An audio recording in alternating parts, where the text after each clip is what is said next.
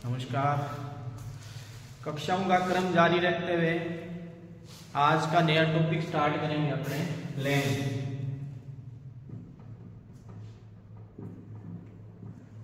पीछे की कक्षाओं में परावर्तन, दर्पण, अपवर्तन, अपवर्तनांक इनके बारे में विस्तृत अध्ययन किया है। चैप्टर को टॉपिक वाइज कंप्लीट करने का प्रयास कर रहे हैं। तो लेंस क्या होता है? तो लेंस को निम्न प्रकार परिभाषित कर सकते हैं। दो पृष्ठों से घिरा हुआ कोई पारदर्शी माध्यम जिसका एक या दोनों पृष्ठ गोलियां लेंस कहलाता है। या तो एक पृष्ठ समतल हो, एक वक्रित हो, एक समतल हो, दूसरा वक्रित हो सकता है, या दोनों वक्रित हो, तो उनको लेंस की श्रेणी के अंदर रखा जा सकता है। दो प्रकार के होते हैं, उत्तल लेंस और अवतल लेंस। तो लेंस दो प्रकार के हैं,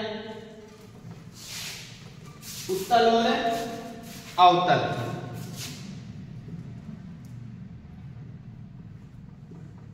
उत्तल लेंस, दूसरा होगा अवतल लेंस।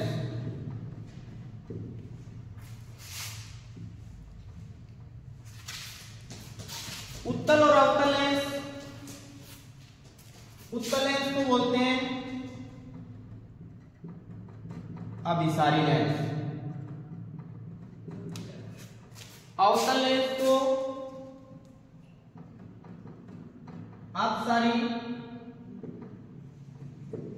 लेंस भी बोला जाता है। अब क्वेश्चन उत्तल और अवतल लेंस में अंतर से संबंधित दिया जा सकता है। क्वेश्चन क्या आएगा? दोनों में अंतर लिखो। अपसारी व अभिसारी या उत्तल व अवतल लेंस में अंतर बताइए। देखते हैं अंतर क्या है।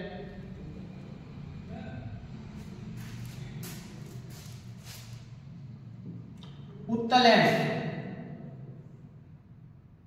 यह बीच में से मोटा व किनारों पर पतला होता है। अवतल इसका ठीक विपरीत होगा। यह बीच में से पतला व किनारों पर बड़ा होता है।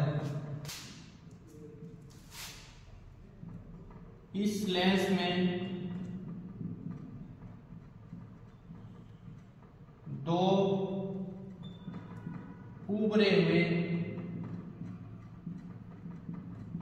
वक्रित भाग होते हैं।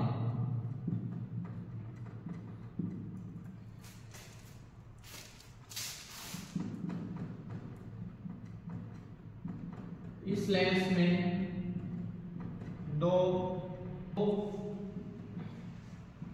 अंदर की ओर वाले वक्रित या पृष्ठ होते हैं। तीसरा जो है वो इंपॉर्टेंट रहता है। सीधा डायरेक्ट एक नंबर का क्वेश्चन भी दिया जा सकता है।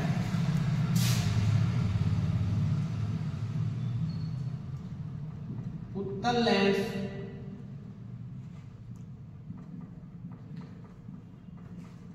प्रकाश किरणों को एक जगह अभिसरित या केंद्रित करता है। उत्तल लेंस प्रकाश किरणों को एक जगह विस्तृत या केंद्रित करेगा। जैसे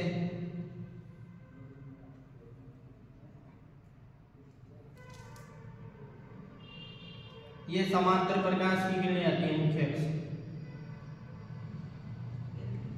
जैसे ही लेंस से गुजरती है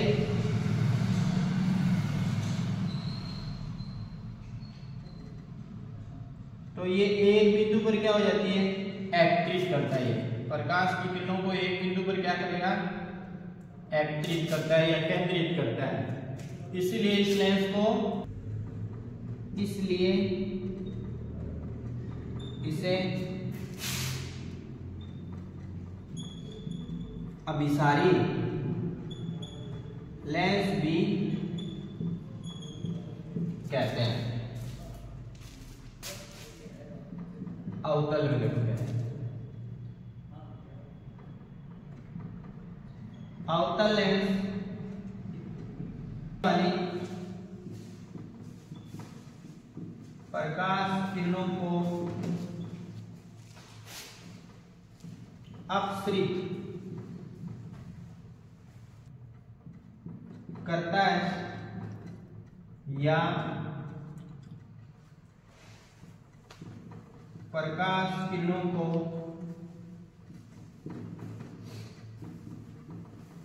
फैला देता है। ये अवतल लेंस है।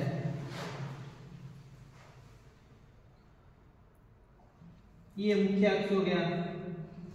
ऐसे प्रकाश की किरणें आती हैं और जैसे लेंस से गुजरती है तो प्रकाश किरणों को फैलाता है।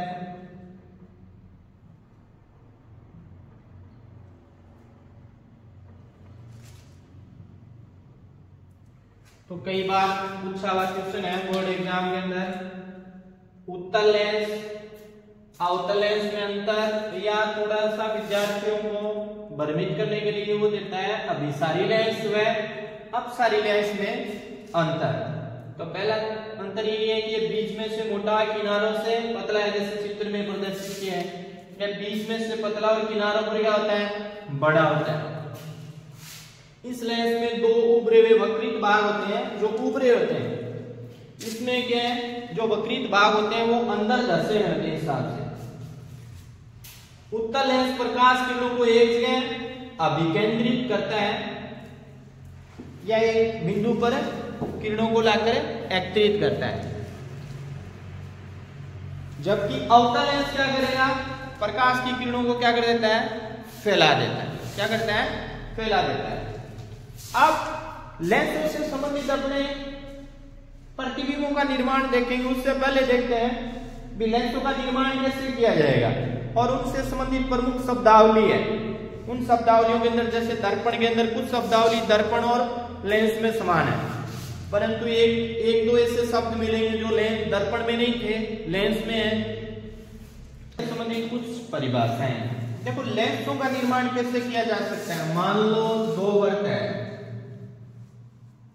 एक वर्तीय है, दूसरा वर्तीय है, एक दूसरे के संयोजन से, यानी एक वर्त के ऊपर दूसरे कोई वर्ताकार परिदृश्य को रखा जाए और दोनों जहां कटे तो इस हिसाब से लेंस का क्या किया जा सकता है, संयोजन से निर्माण किया जा सकता है। ये जो लेंस होता है उसको बोलते हैं उत्तल लेंस। मान लो दो गोले हैं, उसको किसी संयोजक पदार्थ से जोड़ दिया जाए, जैसे इसका केंद्र बिंदु होगा, ये इसका केंद्र बिंदु होगा और अगली बार को डाल दें तो इस प्रकार जिस लेंस का निर्माण होगा उसको बोलते हैं अवतल लेंस। तो ये तो हो गया अवतल और ये हो गया उत्तल। अब ये पहले गोले का केंद्र बिंदु है और ये दूसरे गोले का क्या है, केंद्र बिंदु है। ये फर्स्ट का केंद्र बिंदु और ये दूसरे का क्या है, केंद्र बिंदु है। देखो अब लेंस से संबंधित कुछ परिभाषाएं हैं। उनमें सबसे पहली परिभाषा आती है वो होता है वक्रता के अंदर देखो, वक्रता के अंदर क्या होता है कि यहां गोले का कटा हुआ भाग है और गोले का कटे हुए भाग का जो जिस गोले से कटा हुआ भाग है उसका केंद्रीय बिंदु क्या कहलाएगा, उसका वक्रता केंद्र कहलाता है। दर्पण में वक्रता केंद्र एक था, परंतु लेंस में दो वक्र पृष्ठ होने के कारण दो वक्रता केंद्र होते हैं।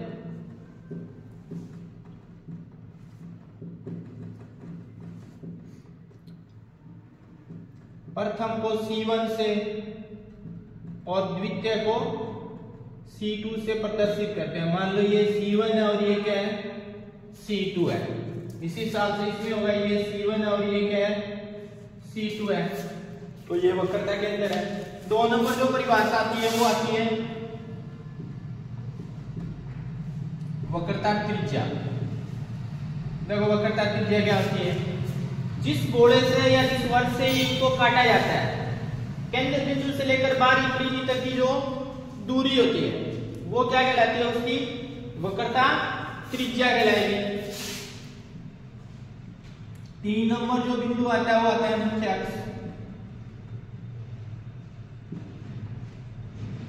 मुख्य अक्ष क्या होता है, वक्रता केंद्र, दोनों वक्रता केंद्रों को मिलाने वाली जो सीधी काल्पनिक रेखा होती है, मान लो ये C1 और C2 को मिलाने वाली,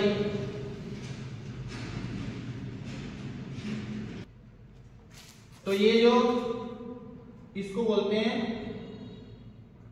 मुख्य अक्ष, या ये भी क्या आता है, मुख्य अक्ष। अगला जो बिंदु आता है वो आता है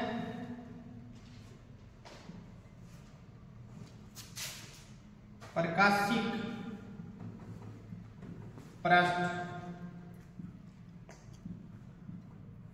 प्रकाश केंद्र।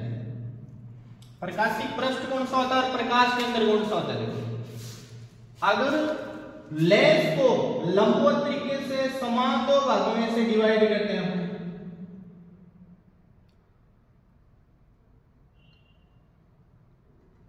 ये जो पृष्ठ है लंबवत, जो लेंस को 2 समान भागों में बांटता हो, वो पृष्ठ कौन सा पृष्ठ होगा, प्रकाशिक पृष्ठ होगा। प्रकाश केंद्र कौन सा होता है, देखो वह बिंदु जहां पर प्रकाशिक पृष्ठ और मुख्य अक्ष दोनों मिलते हैं, या मुख्य अक्ष को प्रकाशिक पृष्ठ जहां काटता है वो बिंदु क्या कहलाता है, प्रकाश केंद्र कहलाता है। इसका प्रकाश केंद्र यहां होगा।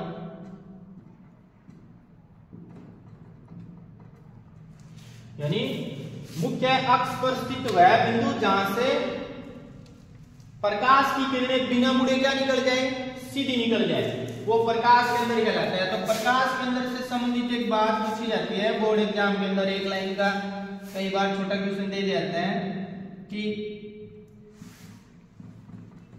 प्रकाश केंद्र से गुजरने वाली सभी प्रकाश की किरणें बिना मुड़े सीधी निकल जाती है। ठीक है, कई बार ये लाइन दे दी जाती है, लाइन पूछी जाती है कि प्रकाश केंद्र से गुजरने वाली प्रकाश किरणों में खाली स्थान परिवर्तन होता है, तो कोई परिवर्तन नहीं होता है, वो बिना मुड़े क्या निकल जाती है, सीधी निकलती है। इस हिसाब से किसी भी दिशा से आए प्रकाश केंद्र से क्या निकलेगी, वो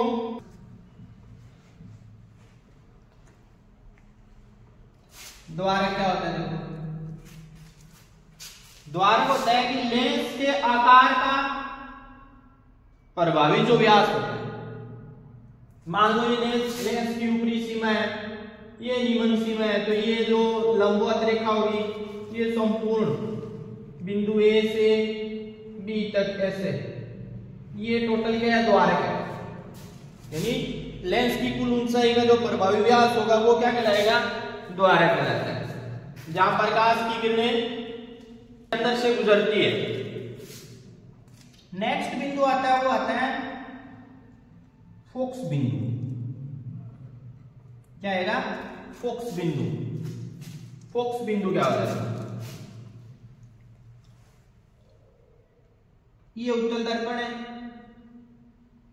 अब ये C1 हो गया, इधर क्या हो गया? C2 हो गया, ये O प्रकाश के अंदर हो गया। ये चीजें अपने पढ़ ली। और ये पृष्ठ कौन सा हो गया? एक प्रकार से प्रकाशी पृष्ठ हो गया। अब मुख्य अक्ष के समांतर से प्रकाश की किरणें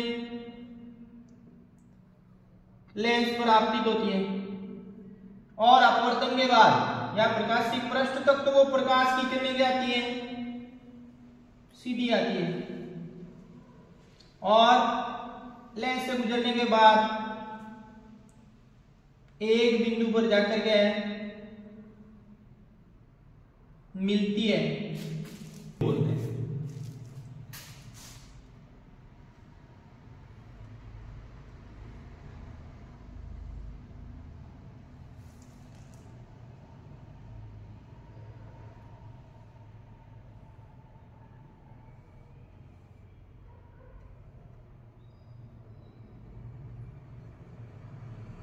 ये किरणें पीछे की ओर एक बिंदु से आती हुई क्या होती है? प्रतीत होती है, वो फोकस बिंदु कहलाता है। अब उत्तल और अवतल लेंस के लिए फोकस बिंदु की प्रकृति अलग अलग होगी। उत्तल लेंस के लिए फोकस बिंदु होता है वो उल्टा होता है, वास्तविक होता है। अवतल लेंस के लिए फोकस बिंदु होता है वो आभासी होता है और सीधा होता है। उत्तल लेंस फोकस बिंदु की प्रकृति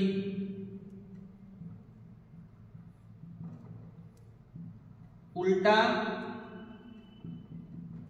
वास्तविक। बिंदु होगा या अवतल के लिए सीधा, आभासी व और अवतल लेंस में जो फोकस बिंदु होता है वो C1 की तरफ होता है। एक नाम हो रहता है फोकस तल।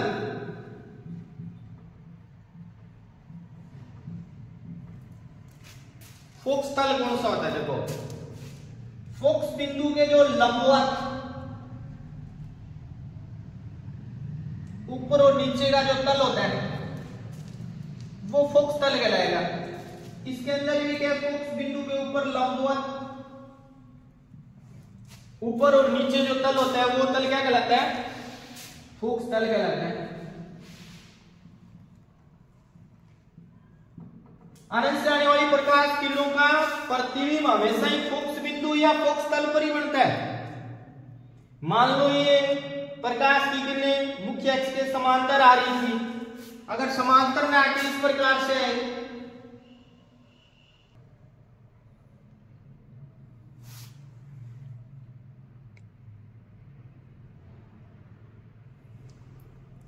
मान लो इस हिसाब से आ रही है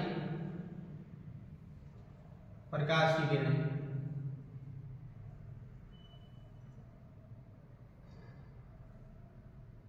तो इनका जो प्रतिबिंब बनेगा वो बनेगा फोकस बिंदु पर ही बनता है। मान लो यहाँ फोकस बिंदु है तो फोकस बिंदु के ऊपर जो लंबवत तल था वहां जाके प्रतिबिंब बनता है ऐसे।